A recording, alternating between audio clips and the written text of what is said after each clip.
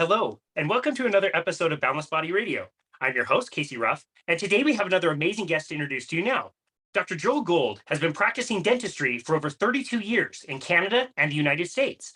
Dr. Gould recognizes the ongoing advancements in science, technology, and understanding of the human body, and that dentistry is an evolving field of medicine. Dr. Gould is the founder of modernhuntergatherers.com and author of the book, The Modern Epidemic. At Modern American Dentistry, Dr. Gould advances a straightforward and innovative approach to modern dental practices in an environment that is consistently comfortable and effective for his patients. His informative and entertaining segments on modernizing dentistry have been seen on network television, including Fox, NBC, ABC, and CBS. He is the author of the book, The Perfect Smile, and is currently hosting two podcasts, Revolution Radio and his new show, Sauna Sessions. You can find Dr. Gould at his website at www.modernhuntergatherers.com and at www.drjoelgould.com. Dr. Gould, what an absolute honor it is to welcome you to Boundless Body Radio. Hey, great to be here.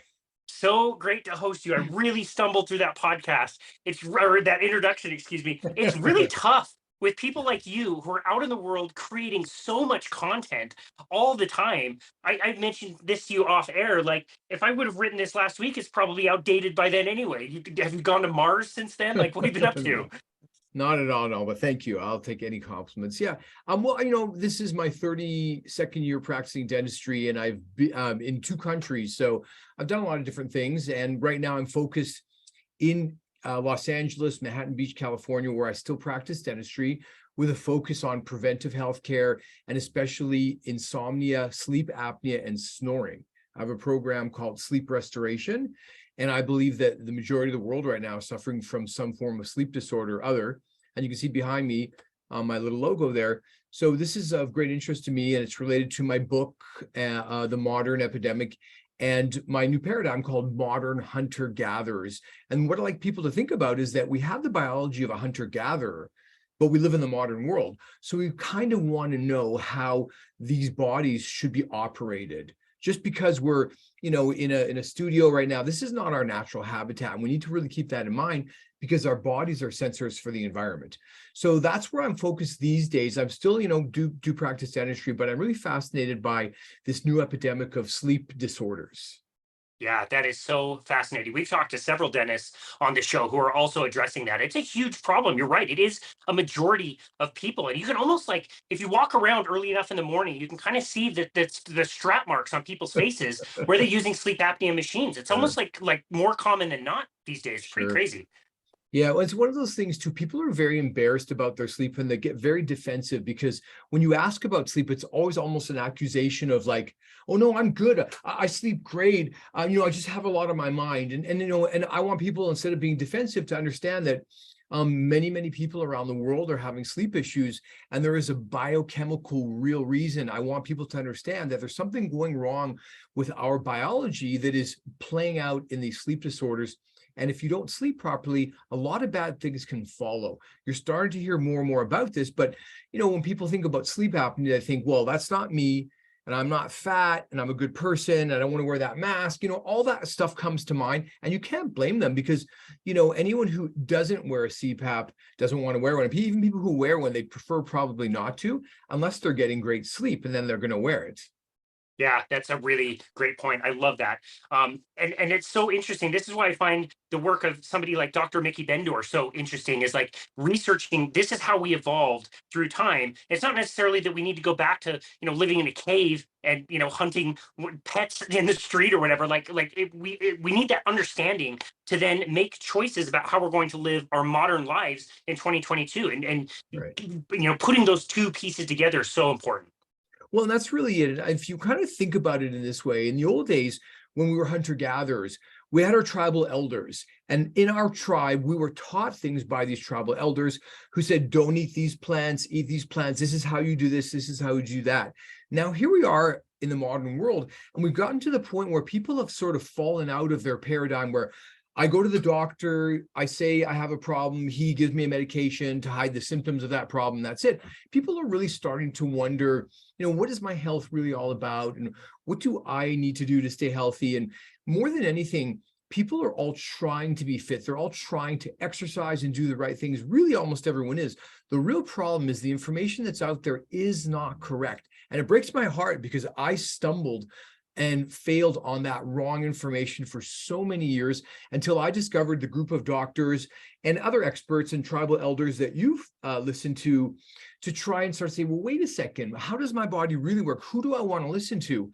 You know, and in the old days, I like to tell the story, but in the old days, if you didn't listen to the right signals around you, if you didn't hear a twig snap or you know, hear something out in the wild, you literally could be killed, okay? Because that's how we live. These days, it's a little more insidious. And then if you listen to the wrong information or you don't pay attention to the right people, you're going to get sick and you're going to die. It's not going to be sudden death. It's going to be a long, drawn out, painful disease, basically, that your doctor thinks is genetic, that's really coming from the environment. So I like to put everything in that hunter-gatherer's framework and say, well, you know, if I were to go to a grocery store 20,000 years ago, what would I find on the shelves? Well, I would find meat and wild-caught seafood, and I wouldn't find pasta or starches or vegetables. And you wouldn't find vegetables. You would not really. I'm sorry, guys. The other kind of thing I like to say is that in the history of this world, no hunter-gatherer ever said, hey, honey, I'm going to go out and pick up some kale and some butter lettuce and some radicchio. You get the knives and the cutting boards ready. When I get back, we're going to chop it up and have one hell of a salad. That never happened. Never happened, okay? If you like vegetables, great, but let's start to think about our body and our biology over hundreds of thousands of generations and years. And how did we come to look like this?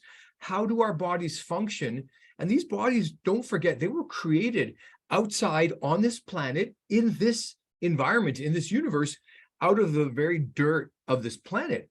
So what we are is we're this incorporation of the minerals on the Earth's crust, and we are a product of all this evolution from much lesser animals, from single-celled animals, and here we are, these complex multicellular creatures. We evolved here. We need to think about what were the sensory inputs over all these thousands of years that made us who we are. And when we look at that, we can start to understand what we need to do to keep ourselves healthy. And you know, the animals in captivity get sick, right? Well, this is just a cage for us. We're literally animals in captivity. And the reason is that our zookeepers, our doctors, and whoever else is taking care of us, they haven't really figured out what to put into this cage to allow us to be healthy. So we can't be surprised when the human race itself is getting sick because we're literally living in captivity. That is so beautifully said. I absolutely love that. And the problem is it's so normalized now. We look around and everybody is sick with something. Everybody has chronic illness.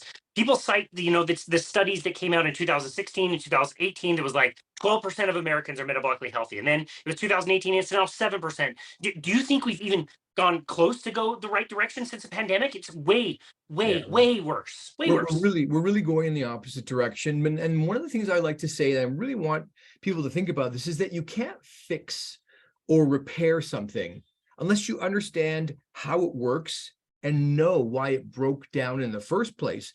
And our doctors, unfortunately, don't have a clue. And I'm a doctor. And so I'm treating people based on this story that I learned throughout my medical career, treating dental patients.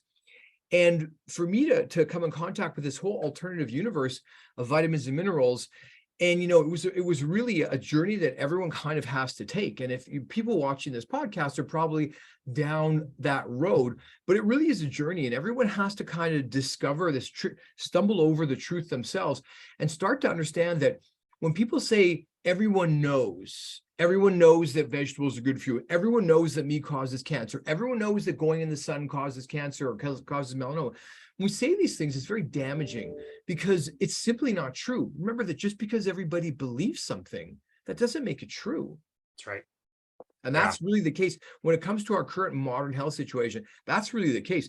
The entire world is going vegetarian, vegan, but it's the same people who are trying to convince you to do that. They were the ones who tried to convince us to go low fat in the early 1980s. Same people, same everything, and it's just for money as well. It was wrong back in those days to get rid of all those natural fats, and it's wrong today to get rid of everything for plant-based. We are animals. We are very different than plants. We don't technically eat plants. We eat the animals that eat plants. They're called ruminants. They're the ones who eat green growing grass, and they transform that grass through their gut microbiome into meat that we are supposed to eat by evolution. That's right. That's right. Yeah, it's a beautiful cycle when you can understand it and see it for what it is. And here's a good example. I took a picture the other day, kind of by the freeway. There's a little pasture with a bunch of cows hanging out on this pasture. Right behind the pasture is a six-lane freeway in either direction, and a huge concrete factory that's literally like flattening an entire mountain. And it's like, you people that want to talk about climate change, you think it's these guys? You think it's the cows that are doing it? Like, give me a break. Well, I want to throw this out there, and I think you're going to start to hear this more and more. My personal belief, if climate change is real, and I think it's hard for us to guarantee that it is, the planet cools and heats at very different cycles for very different reasons. But I believe that one of the biggest issues is the lack of soil now in this world due to GMO farming, because these chemicals kill the soil's microbiome. That soil is supposed to be deep, 10 feet or deeper. And this is a giant sink for organic matter. And it's been destroyed all across North America, all across China, probably across most of the world, because we don't even know the reach of companies that were Monsanto. These GMO companies, they're everywhere, and you don't even know. They've corrupted pretty much a lot of the planet. But when you kill the microbiome of the soil, you're literally destroying a giant carbon sink. And there's millions of acres across America. You can see it's all GMO farming. So I think this is a bigger issue than people are thinking. And the second thing is that we can't switch fuels instantly. We got to use gas for a while longer. We can use gas. It's not the end of the world. But getting rid of animals and saying that these animals are bad for us is the exact opposite. Mother Nature created a perfect system and a perfect balance. Animals graze, eat green growing grass. We hunt and kill them. We eat them. That's how we evolved. We can do whatever we want, but that's what Mother Nature already figured out for us. I don't think that any factory or any scientist at this moment in time can do better than what Mother Nature has created. There's just no way. You can't fool Mother Nature. You just can't. That's right. No, that's such a great point. Do you ever reflect on, is money that amazing? Like the things that people do for money, destroying our health, destroying our planet, is having that much money totally worth it? I've discussed this on other podcasts, and the answer to the question is the people who are doing this, they don't even need the money. Okay. So it's one of two things. It's either there's a more nefarious answer, or maybe people are trying to do this on purpose, or it's just corporations that run out of control for shareholders and employees. All the employees are good people, but this is the structure that we created in capitalism. And I don't know which it is. It's probably a little bit of both, but that's where we're at. We don't even really need the money. Mother Nature figured this out. We just really need to work with her. That's the issue. I love that. That's such a good point. I love talking to people like you that we can cover so many different topics. You play beach volleyball. You said you live in LA, which is amazing. The beach volleyball down there is legit too, by the way. There's some good volleyball players there. So I want you to talk a little bit about the idea that you talked about before, where the sun is going to kill you. Tell us about sunscreen, how amazing sunscreen is. Tell us how amazing your sunglasses are. I know you definitely play at dusk and dawn and never go outside in the middle part of the day. Right. You don't want to get skin cancer. Yeah, teach us about all of that. Well, one of the things I like to say is the sun doesn't cause cancer. Inappropriate sun exposure can lead to cancer. And one of the most important things I want to tell people is that people are all worried about going in the sun. They think they're going to get melanoma. And that fear is the opposite. Melanoma is literally caused by too little sun exposure. The studies show that people who work outdoors have a decreased incidence of melanoma. So that's the first clue, because they have a higher level of vitamin D and other things that are made by the sun. But most importantly, even just through common sense, if sunlight caused melanoma, people would be getting melanoma on the tops of their ears, on their head, on their nose, on their lower lip. Those are the places where we get squamous cell carcinoma and basal cell carcinoma. Not good cancers, but those are cancers from overexposure of sun. Melanoma is completely different, and it's often found under your arm or on your back in places that you don't go in the sun. So there's a big division. Now, I don't want squamous cell carcinoma or basal cell carcinoma, but truthfully, those are the cancers that are cosmetic, that can be cut out, that are very easy. Melanoma is bad. And so you want to really make sure that you spend more time in the sun. I think the two most the worst lies that are out there right now is that meat causes cancer, butter and cheese and cholesterol and eggs is bad for you, and the sun is dangerous. You have to stay out of it. The opposite is true. He who eats the most red meat, especially ruminants meat, that's the highest fat and spends the most time in the sun, is going to be the healthiest and live the longest. And I'd love to get into why that is, because I can not prove that. I can explain it in a way that may make sense, but those are the two lies that I really, really want to dispel, because that's what everyone says. Oh, everyone knows. And I hate that everyone knows thing, because it's simply not true in this case. Yeah, totally agree. I got an article rejected by a local golf magazine. It was last spring, and I thought, okay, this is perfect timing. Let's talk about this. Let's discuss sun exposure. If you're a golfer, obviously you're out in the sun, usually the hottest parts of the day. Well, what things could you do to be really smart about your sun exposure? And it was things like, get used to the sun early in the day. Don't go out in July at solar noon if you're not used to the sun. Like, there's things that you can do to Absolutely. to to be smart about your interaction with the sun. And it ended up getting rejected, and honestly I'm kind of like proud of that, to be frank. And it was because of the whole sunscreen thing. Like, Yeah. we can't promote this idea to golfers that they shouldn't be using sunscreen. Right. So ridiculous. Right. Well, okay, so the world's not ready to hear what you have to say in that way. And trust me, years ago, I was sending articles to Men's Health about snoring and sleep apnea. I submitted articles that were well written, that had scientific references, and I got rejected. They weren't even interested because it doesn't fit their narrative. So when it comes to sunscreen, the first thing I have to say is, if you put it on your skin, then you should be wanting to drink it, because 60% of what you put on your skin is absorbed directly into you. Number one. Number two is, when you spray your children with that spray can, with that clear stuff, like you're protecting them, you're not, you're harming them. And there's so many things that are wrong with it that I don't even really want to break down how dangerous sunscreen is and can be. Now, do I wear sunscreen? Almost never. When I wear it, I wear only the zinc non-nanoparticles, and I put it on when I have to spend time in the sun and I need to protect myself because I've come to the end of my ability to stay in the sun. And these are things that include having a base tan, taking organic sulfur called MSM, taking astaxanthin, and then gradual sun exposure. I use coconut oil to moisturize my skin. It doesn't fry your skin, and I'm careful. But the most important thing people need to understand is that, think about the fitness industry. So you say, okay, well, I want to be fit. And then there's a massive amount of information. You're going to do CrossFit, you're going to do this, you're going to do that, and you got to learn about it. It's a giant industry. So when people say, well, how can I go in the sun? I can't just say like, okay, well, here's what you do. You have to really understand that this is a huge driver in our health. And if you want to learn how to be healthy, you're going to need to know how to be in the sun safely. And if you don't want to do that, that's fine. But do not be surprised when your health fails, because you cannot fool Mother Nature. So when it comes to sun exposure and sunscreen, now there are some sunscreens that are better. None of the ones that have nanoparticles are safe. They're all endocrine disruptors. They're sex hormone disruptors. They're not good. Okay. These are all unusual chemicals that we shouldn't put on our skin. Now, if you ask me and you really want to dig deep, the studies that show that sunlight is dangerous, I believe they're all phony.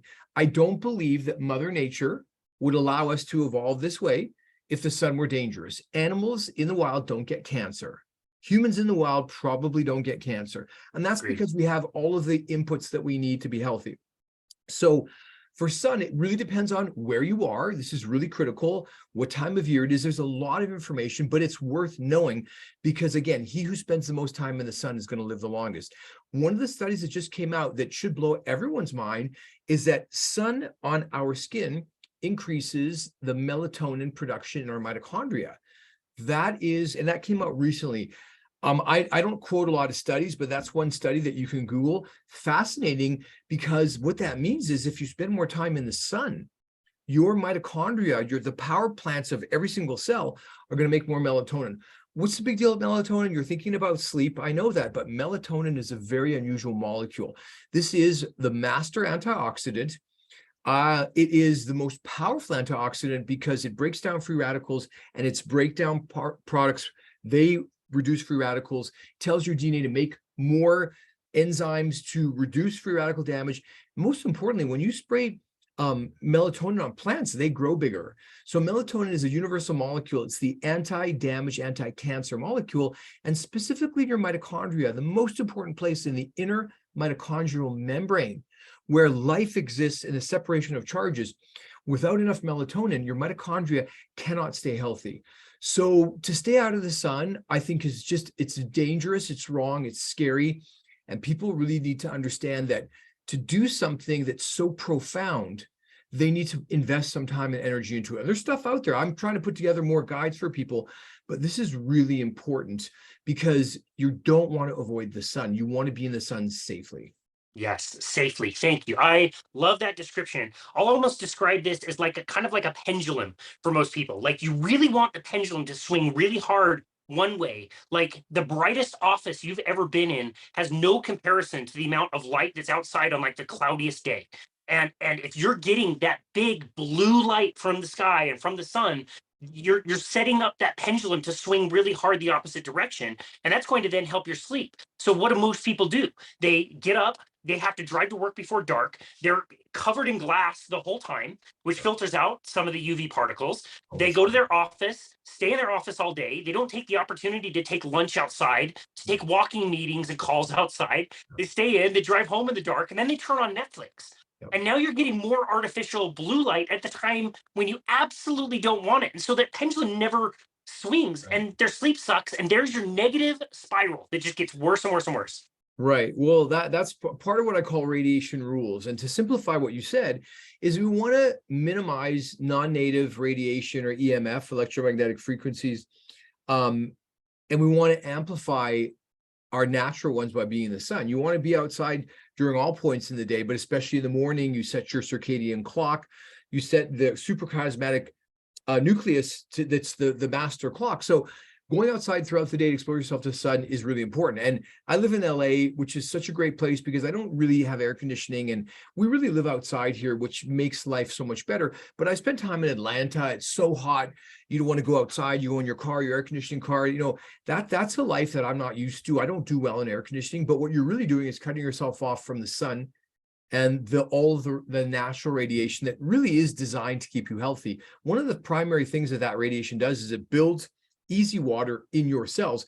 And that's the gel form of water that our cells function best with. And that's the form of water that transmits all the electrons, and which we get down to quantum physics, because that's or quantum biology. That's a big deal these days because scientists are starting to figure out that beyond the classical physics and the interaction of molecules, the subatomic particles are moving around like crazy in very different ways than people have been thinking. And we need to understand it just enough to make the best of it. And that's why being in a sauna is so healthful. That's why being in the sun is so helpful, because this radiation is structuring the water in your body, which is a whole thing that we can discuss if you like.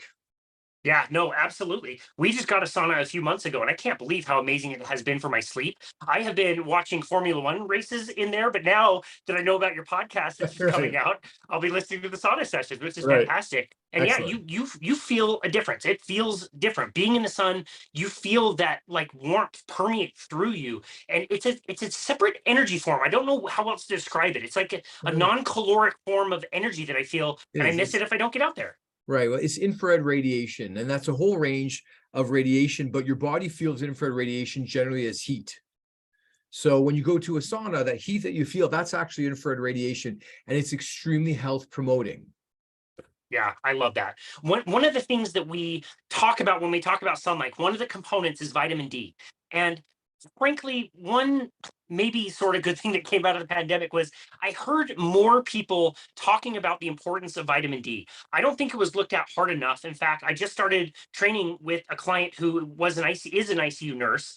And she was an ICU nurse during the pandemic, and talking to her about, she said in her experience, she said 100% of the people who ended up in the ICU were metabolically unhealthy. She didn't see, we had that kind of quote unquote like healthy person end up there. She said if they didn't have anything diagnosed, it should have been. And the other thing they said, they did test inconsistently, but she said that vitamin D levels on people they did test who got whacked really hard were very low, and their other inflammatory markers were really high. So again, I think we heard a little bit about that during the pandemic, but I'm curious to hear your thoughts on the importance of vitamin D. Yeah. Well, okay, so it's a good thing. So vitamin D is a very unique thing because it's not a vitamin, it's not in milk, it's not in juice, it's artificially placed there in only a tiny amount.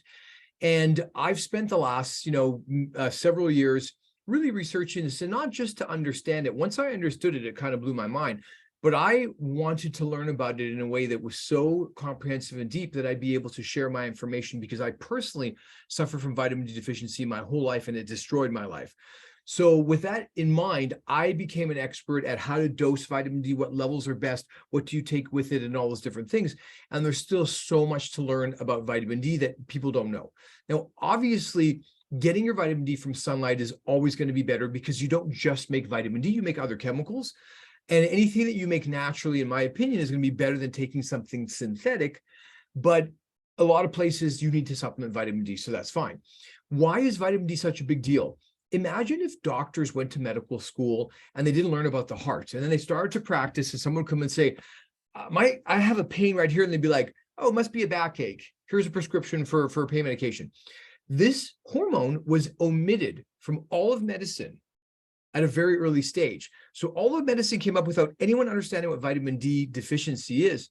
And then it just played out in different diseases, in dental decay, dental caries, periodontal disease, and the bacterial skin and lung infection of tuberculosis before antibiotics.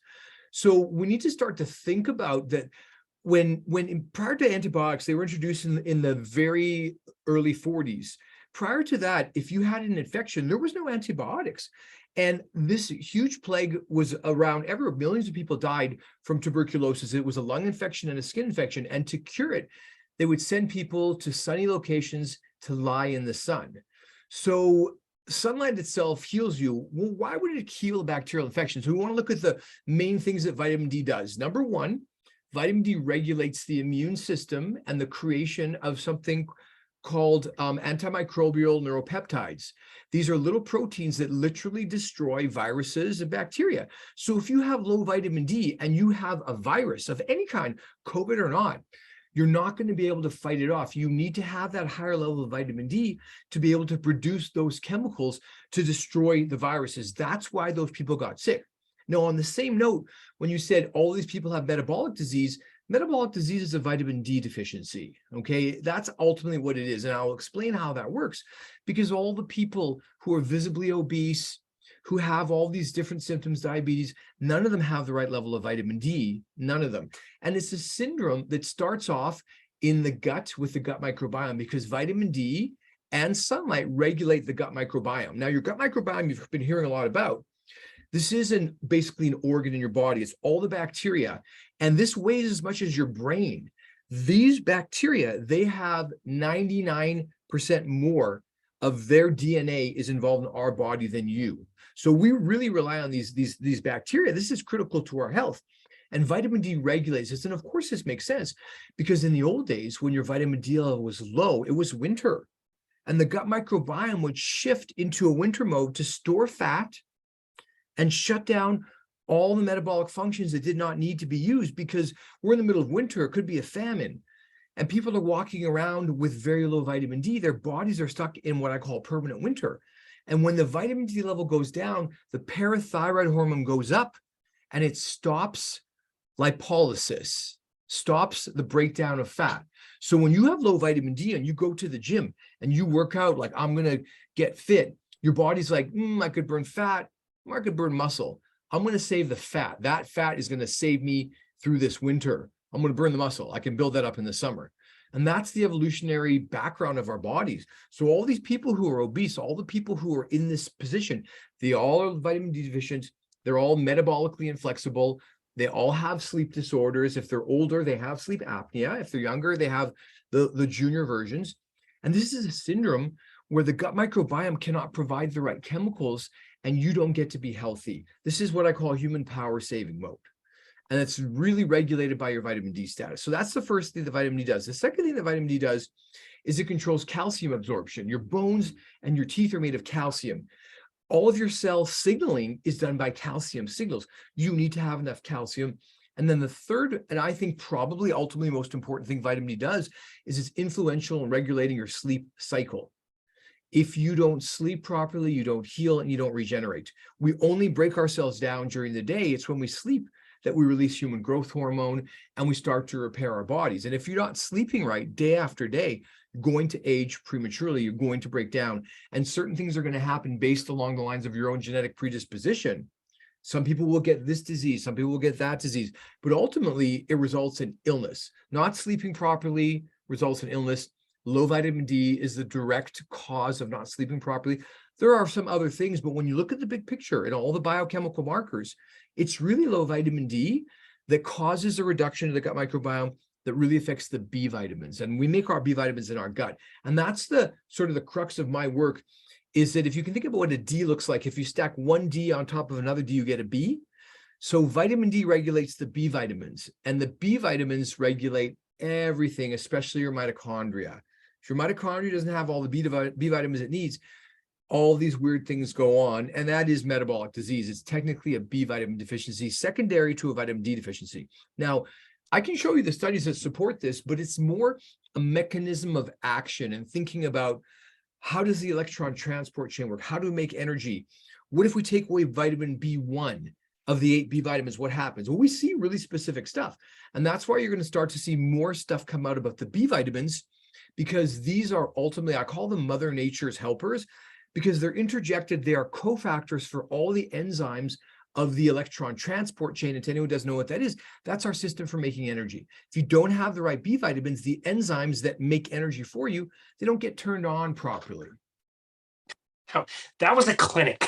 That was so well explained. You didn't just learn this yesterday. I can tell you that. Well, you know, I've got a message to share, and I really want to be as precise as possible, because I think that people aren't sleeping properly and no one has the patience to dig through too much. I want to create a little trail of breadcrumbs so people can follow me down this path where I can show them all this really cool stuff that I found, but it's a lot. And I want to make it interesting. I want people to really want to learn about their health, because when I go through these different lists of symptoms, few of them will resonate with you. And I want people to say, hey, wait, I have that. And one of them is bruxism, clenching and grinding. If anyone listening to this grinds their teeth, you have a primary vitamin D deficiency and a secondary B vitamin deficiency. It's not caused by stress. It's not because you have a lot on your mind. Your child who's 3 years old, who grinds their teeth or snores, is extremely vitamin D deficient. And it's as simple as that. And when people ask me, like, so how can you prove that snoring or bruxism is caused by low vitamin D? Well, here's what I can say. If you have a child that snores or grinds their teeth and you give them vitamin D and they stop 2 days, 3 days, and then you take away the vitamin D and they snore again, then the root cause of snoring and bruxism is vitamin D deficiency, period. There really isn't room for any discussion of that. Now, if you as an adult have a high vitamin D level because you're supplementing and you still grind your teeth, then that's going to be more of a B vitamin deficiency. And that's something that I see all the time.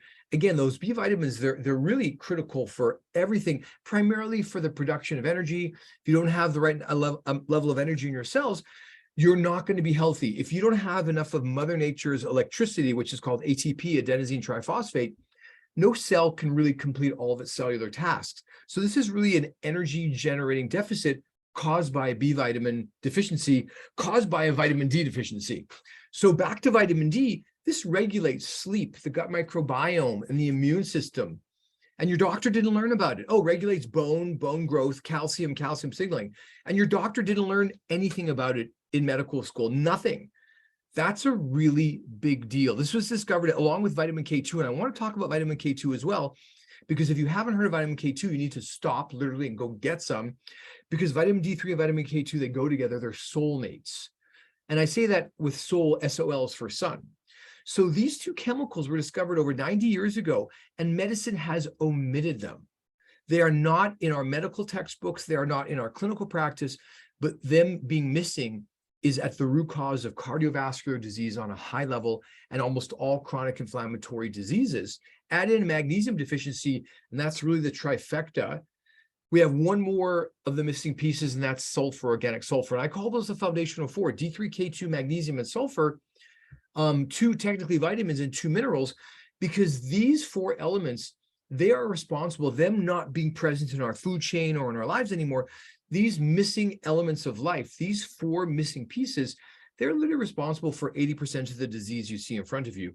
And people don't know a lot about sulfur deficiency yet, but that's one of my topics. They're starting at the top with vitamin D3, and that's great. If you take vitamin D, you need to take vitamin K2, and I'll tell you why. But then you want to also take magnesium, because magnesium is going to power all these reactions. Vitamin D works best with a normal level of magnesium. And then at the very end, I want to throw in sulfur. So I'm happy to go through any of those, but that D3, K2, critical for bones, calcium. Without K2, your calcium doesn't get where it's supposed to go. It builds up in your arteries And your doctor will test it for a CAC scan and say, you have heart disease, and all you really have is a vitamin K2 deficiency. It may be severe, but it's reversible. Wow, that's amazing. You mentioned tuberculosis, you mentioned the bone healing, and you mentioned doctors not getting trained in this. We have beautiful pictures from like the 1910s and 1920s up in the Swiss Alps, heliotherapy. People laying out on decks, healing themselves through the sun, and even discovering things like if you wore sunglasses, the healing wouldn't work. You needed the sun to enter through your eyes. And we knew all of this, and it's never taught. You're right, it's so sad. But yes, I would absolutely love to go through some of those things. Sure. I've been more familiar with the pairing of D3 and K2. I think that's really important. I know next to nothing about the sulfur. So all of those I think would be awesome to go through and why they're important. And also if they are really truly not present in our current diet, so we absolutely really should or we have to supplement with. Right. Well, so the reason everyone has to supplement these things is because we have something in our food that is unavoidable, and it's a chelator. So what that means is it will take metals out of availability. So magnesium is a metal mineral element, and it'll be taken out of commission. Sulfur will be taken out of commission, and this is called glyphosate. This is the toxin that is in all of the food that's in every box all across America, and even in some of the ones that say non-GMO. I don't necessarily believe that. I've been testing some stuff, and labels are labels. But the reason this is going on is because we're literally being poisoned with this chemical. This chemical destroys our gut microbiome. It's an antibiotic, and it takes metals out of the mix. And one third thing that it does, it gets substituted for one of your main amino acids. And so it gets incorporated into our collagen and every bit of our fiber. We're being poisoned on a molecular level by people who don't even need the money. And it's destroying the microbiome of the planet and the microbiome of our bodies. This is what's killing the bees. And you can't avoid it. It's in a newborn's baby's urine. It's everywhere. So you can't get rid of it. Just how do you sort of work around it? So that's why supplementing magnesium and, in my opinion, sulfur is so important. These weren't required 20 years ago. This started in 1995, 1997.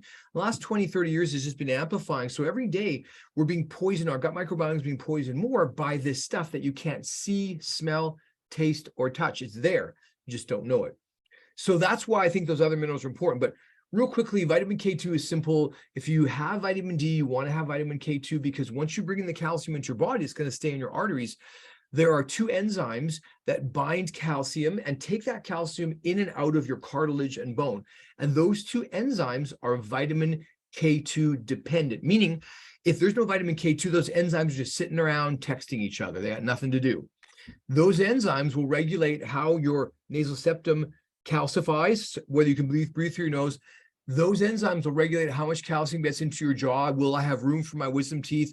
Will I have room for all of my 32 teeth? And the answer is no if you don't have enough vitamin K2. When you see people with a weak jaw, that's a vitamin K2 deficiency, and it's critical for health. Now, vitamin K2 activates 18 known enzymes. So there's more, probably more by now, but that's really important. And where does K2 come from? It comes from the milk and meat of animals that eat green growing grass. The greener the grass, the higher the K2.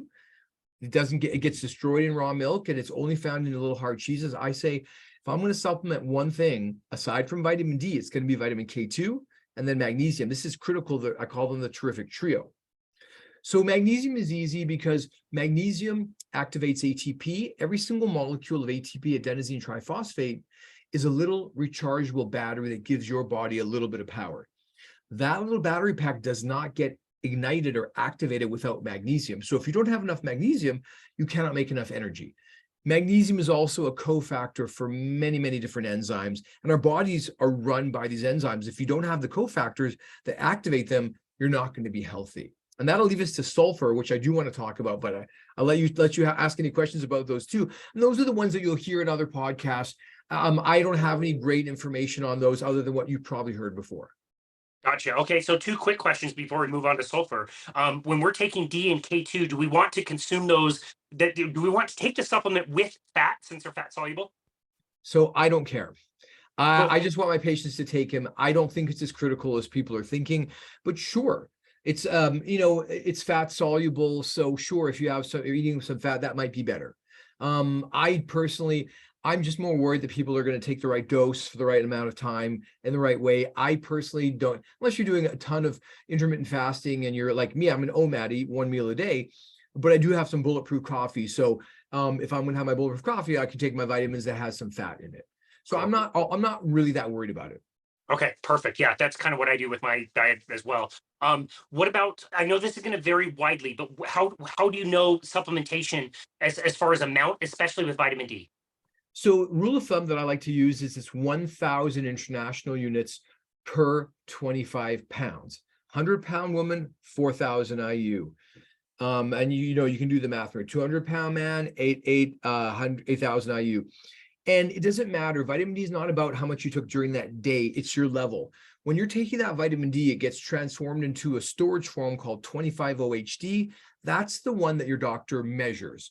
That's important to have a high level because your body stores it everywhere, especially in your fat. But it will only be allowed to use the vitamin D that's available to activate it into the active form, and you want that. So when you're dosing vitamin D, it really depends on a lot of things: your body size, sunlight exposure, your skin tone, what kind of food you eat, all these different factors. It's not that critical. I want my patients to have a level always over 40, always, preferably in the 60 to 80 range. If you're in Canada, that's 150 to 200 nanomoles to make things more confusing.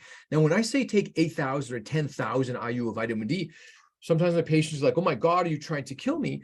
10,000 international units of vitamin D is 0.25 milligrams. So when I say to somebody, I've got 0.25 cats here, and I've got 10,000 cats here, you're like, well, it's not even a whole cat. That's not very much. Whoa, that's a lot of cats. 10,000 of anything is a massive amount, and it makes you scared.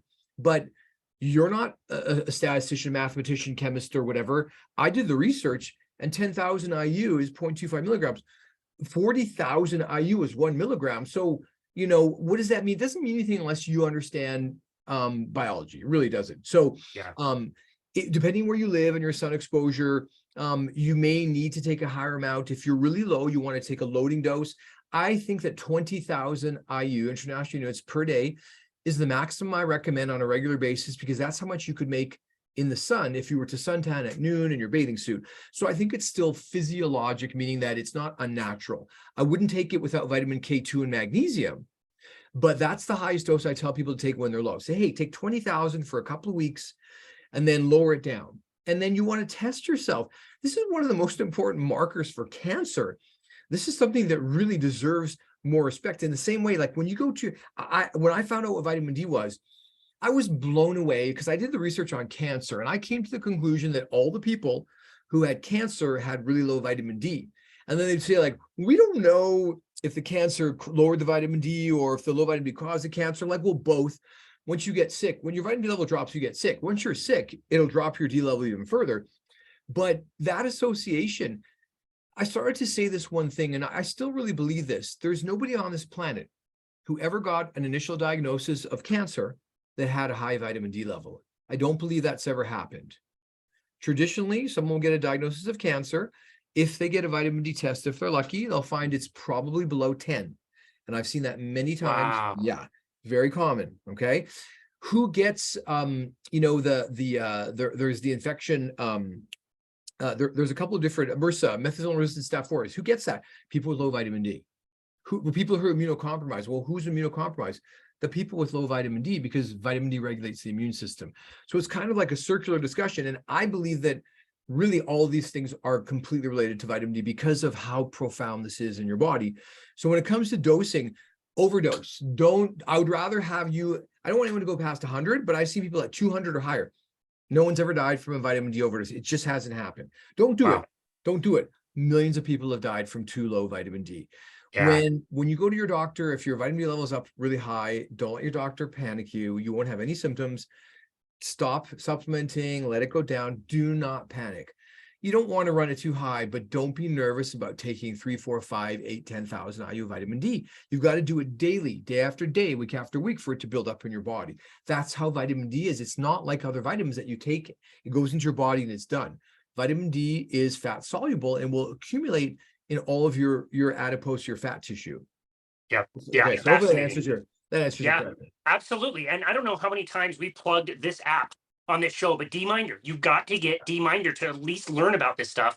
And you can see on D-Minder, it does show you that accumulation, whether from supplementation or from the sun, and then doing things like putting your weight, your skin type, is it cloudy outside? It helps you understand how to get vitamin D naturally and also what supplementation does.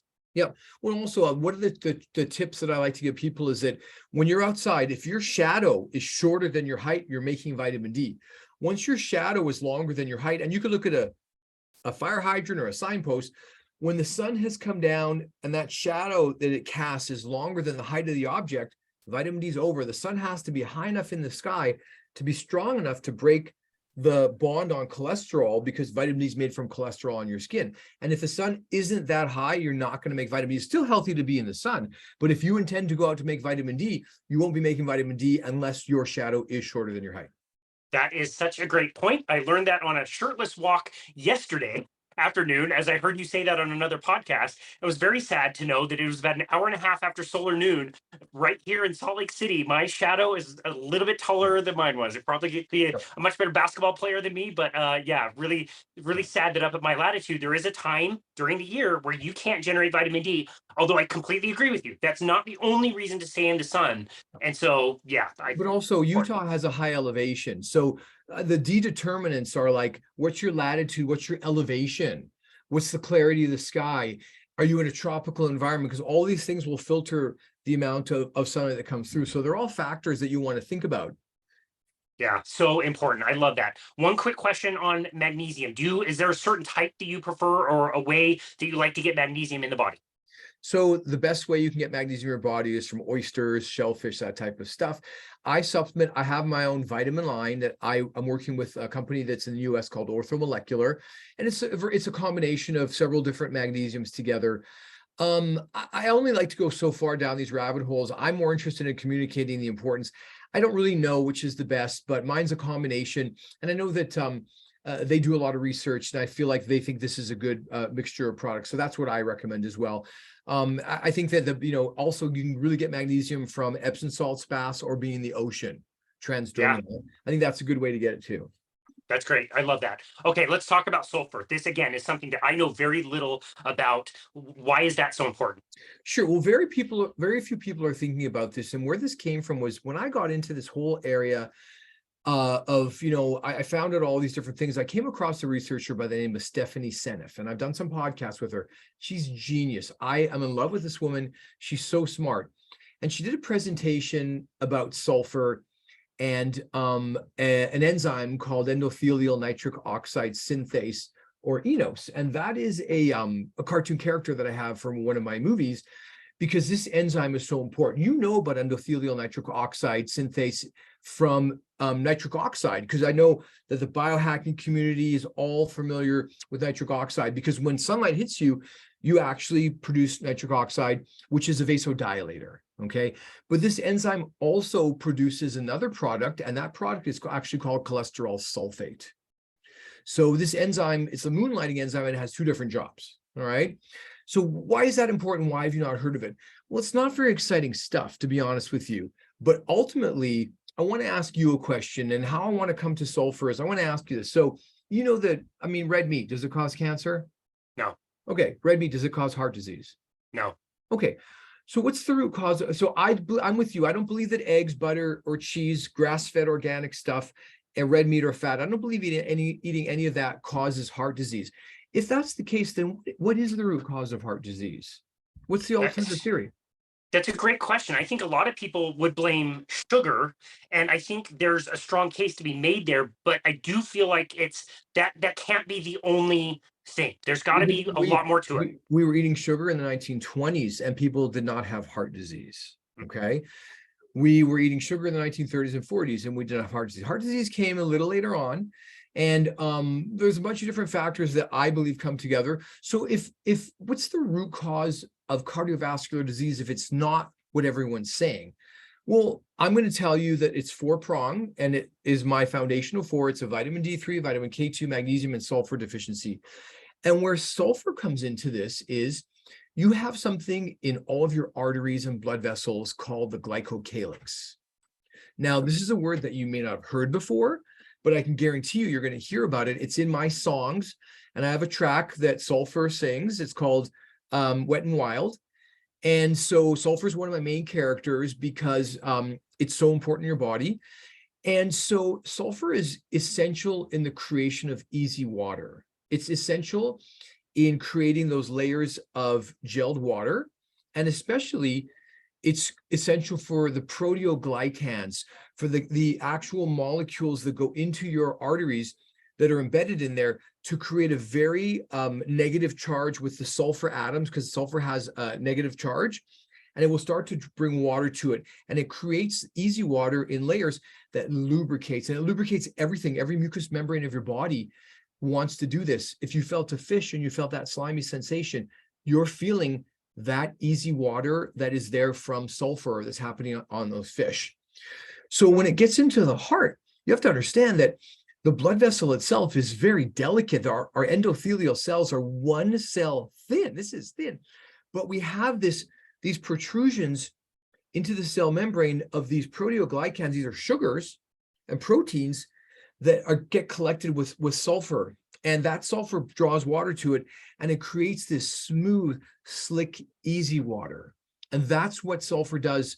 One of the things it does. Now, fascinatingly enough, we have to start to think about, well, when I say cholesterol sulfate, you say, well, cholesterol, do you think cholesterol is bad? Well, you know that it's not. And people ask me, well, what about the bad cholesterol?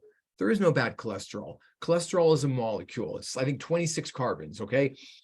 They're talking about the carriers or the ferry boats that bring cholesterol on. Well, what if I told you that whole system of ferrying cholesterol was only secondary to how we're supposed to transport cholesterol, supposed to be transported along with sulfur, as in cholesterol sulfate. Cholesterol is hydrophobic. It's terrified of the water. It will not go into your blood. Sulfur is hydrophilic. It lives in water. So I created these cartoon characters. Sulfur is the king of the hydrophiles, and cholesterol is queen of the hydrophobes. And when they get joined together, now you have a molecule that's amphiphilic. One end has got a charge. That's the sulfur end. It can go in the water. And the other end doesn't have a charge. It's cholesterol. But this molecule can go into the blood. And now you can traffic or transport cholesterol everywhere in the body, because cholesterol is your repair molecule. And that molecule of cholesterol sulfate will insert itself into your cell membrane and leave the sulfur behind to contribute to the glycocalyx or any mucous membrane lining. So, and that reaction is caused by sunlight. So in sunlight, this enzyme grabs cholesterol and sulfur and joins them together. Now this new molecule, this is your repair duo. Cholesterol and sulfur go around your body, into your fascia, into every part of your body to deliver cholesterol for repair's sake and to lubricate. Sulfur is also a powerful antioxidant because it has a -4 charge, generally speaking, and it protects you from radiation, protects you from chemicals. I take sulfur before I go in the sun, knowing that I'm going to be making cholesterol sulfate. The sulfur itself protects you. And even one step further, the molecule cholesterol sulfate goes to your DNA and stimulates the production of a cross-link protein that goes in your skin to protect you from sunlight. So sulfur itself and the cholesterol sulfate molecule, they contribute to your body's natural sun protection. So when I go in the sun, I take my sulfur well before. I don't burn. I don't burn because sulfur protects me from radiation. I don't burn because I have a base tan. I don't burn because this actual chemical that your body's making is building up like a mesh that diffuses sunlight. This is part of our body's natural defense. And the sulfur has been removed from our food chain with processed foods and glyphosate. So that's the last one that I insist on supplementing. I think it's really critical. And I believe that sulfur deficiency is truly at the core of cardiovascular disease, because what you need to have is an area of the glycocalyx that becomes open to getting scraped and brutalized. And then you have calcium building up there because you don't have vitamin K2. And then the blood vessels themselves don't function properly because vitamin D regulates the angiotensin converting enzyme. The whole water system of your body is trying to be regulated. And all of these things, these 4 separate things, gang up and ultimately, I believe, are the root cause of cardiovascular disease. I think I could prove it to you with at least 200 to 300 studies, but I can just ask you to use your common sense. Is that, well, yeah, if you take a protected area and you remove its protective coating, that area is going to start to get damaged. And that cholesterol, that's your body trying to fix it. That's not the cholesterol from your food getting stuck there. That's just not the case. I call that non-scientific extrapolation. So I think that organic sulfur, called MSM, is critical, and it's been around forever. A lot of homeopaths, naturopaths, chiropractors know about it. It's just not mainstream, and it's kind of, it doesn't taste that good, doesn't stink. It's just kind of hard to incorporate into your life, but it's doable. And I really want to. I want to supplement that because I know how critical it is. Wow, that is amazing. Thank you so much for that explanation. I like to think that, like, I've been in the nutrition world for a long time. I've been in the low carb world for a long time. I've been carnivore for a long time, and I understand the mechanisms of cholesterol and chylomicrons and the lymphatic system and the hepatic system. But like, you learn about something like this, you're like, why doesn't anybody talk about this? Nobody talks about this. Well, the cholesterol statin industry is $1 billion industry. And did you know that statins also destroy vitamin K2's ability to protect you? Because it does. So taking statins will make extra calcium build up in your arteries. It just gets worse. But, that's why, there's podcasts like this. What I decided to, you can see behind me my posters, and there's like dolls in my car, is that when I discovered this stuff 7 years ago, I wasn't the first one. I'm not the only one to make these discoveries. But I was really dismayed in the idea that it's hard to get information out. So what I wanted to do was create a mechanism that would allow me to share this most basic, irrefutable information, not just share it, but to insert it into mainstream. And I'm doing that through music and animation, and I really want to go to kids. And I'm not telling anyone anything but the absolute truth. But think of this as Schoolhouse Rock on steroids. So that's what my information is. I really want to share this. The message is simple. But it needs to be brought into our lives in a very different way. The average doctor, when they hear this information, they never listen to it. I may or may not have patients who are cardiologists who don't take vitamin K2. They're not open to it. And I treat everyone in my practice the same. So I tell everyone that comes to see me, these are the vitamins I think are important. But I often will ask medical doctors, do you take this? And most of them don't. Most of them don't. Wow. And sadly, a lot of them aren't necessarily even open to it. Also, maybe because it comes from a dentist, and they may think, I don't mind that. I really don't care. I'm here to share my information no matter to who or what. And I'm not insulted. I'm not a medical doctor. I'm a dentist. I'm a doctor of the mouth. Happy. It's been a great career. So. That's amazing. Well, no, I really appreciate that you want to share that message in that way. I even think back just a few years ago when Dave Feldman was doing his initial cholesterol research, and he was putting it into like a cartoon style where things were talking to each other. And I remember, like, that was the best way for me to understand that information. It was way too complex and complicated without making it into a cartoon, which sounds silly for a 38-year-old to say, but that's what it is. It's the truth. And this is how everyone learns. Because, again, I figured out, so I always like to talk about Weston Price. I know you know who Weston Price is. I'm a Canadian dentist. Weston Price was a Canadian dentist that I didn't learn about. I have pleaded with my dental school back in Canada to be able to talk about him with medical and dental students, and they don't want to talk to me. It's a bit disappointing because I really love my dental school, but no one's talking about this. This is extremely important. And when I saw what Weston Price did, he tried his best. He put his stuff into a book and he put pictures. And that is the life-saving thing, but it still didn't go viral. All right. Now, here we are. I consider myself, if I believed in reincarnation, I'd be Weston Price reincarnated. And if you follow my Instagram feed at modern_hunter_gathers, you're going to see a video of me doing the WAP dance. I call the Weston A. Price dance, where I changed Cardi B's words for healthy words. You're going to see me do the WAP dance. But I want to take his message, which is so critical, and I want to do what he didn't get to do. I want to insert it into popular culture. And that's my main goal. That's why I want to be on a podcast with you. That's why I don't know any phone calls I get. I always want to share this information because this information destroyed my life. The idea that I didn't have it destroyed my life. I have a history of chronic inflammatory illness. And I want to make sure that it's out there in a way that people can really get their minds around. And my job has always been really more of a translator. So I understand science. I have a doctorate of science with a background in molecular biology, but I'm a clinician. I work on people. I talk to people. I have to get somebody to give me $1,000 and then I have to put a needle in their mouth. I got to get to know people. So that combination of those two things has allowed me to be able really to translate this very complex yet simple biology And my goal is to put it out there. It's not like, well, the studies show this. Say, mechanism of action on a biochemical level is much more important than any study, because all studies are flawed. Who did it? Who paid for it? What kind of light was the test subjects in? What was their vitamin D level? I can tell you that when an enzyme is missing a cofactor, it doesn't work. That's a mechanism of action. Do you want to do studies? Sure. Do you want to take vitamin K2 away from your kids to see if their face doesn't grow? Probably not. We want to look at that mechanism of action and say, well, hey, is vitamin K2 toxic? Not at any level. Well, why wouldn't we want to give it to our kids? No reason. Let's do it. And let's look at the people who supplemented vitamin K2, and did they have all 32 teeth? Did they need braces? These are the kind of studies that can prove these things, but I don't care. I'm not here to prove these things that are obvious 90-year-old information.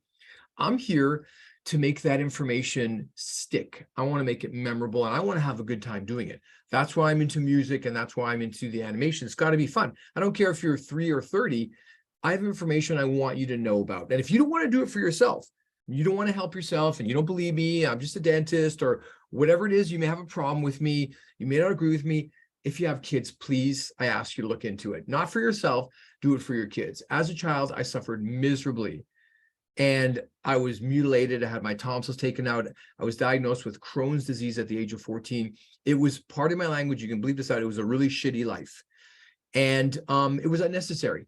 And I want to make sure that this simple message of supplementing these 4 critical natural chemicals is out there, and that people don't want to do it, they can choose not to, but they should know. Everyone pretty much knows, if I eat junk food, I'm probably not going to be healthy, but they don't know that a lot of the other stuff that they're doing is probably really, really wrong. So I want to make sure that that mystery, when people are willing to work hard, I want to give them those levers to pull to control their health. And that goes for weight loss, and it goes for sleep, and it goes for dental development, it goes for everything.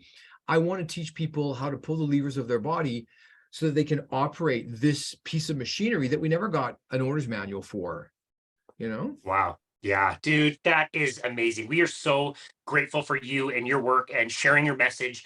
And dude, it's your day off. You were playing beach volleyball. You stopped to come in and talk to us, which is incredible. We feel your passion and energy. And just like everybody else in this space, magically, wonderfully, for no reason, is reverse aging. You're getting younger and younger and younger as your chronological age goes. And if nothing else, to provide that example to a world where the delta between the healthy and the unhealthy is getting so wide, I think it's wonderful. The message that you're sharing and all the work that you're doing, we're so incredibly grateful for you. Dr. Joel Gould, where would you like people to go to find you and connect with you and your work? Sure. Well, one of the you led me into what I want people to know is something about deuterium. You may have heard about deuterium before. Deuterium is a stable hydrogen isotope.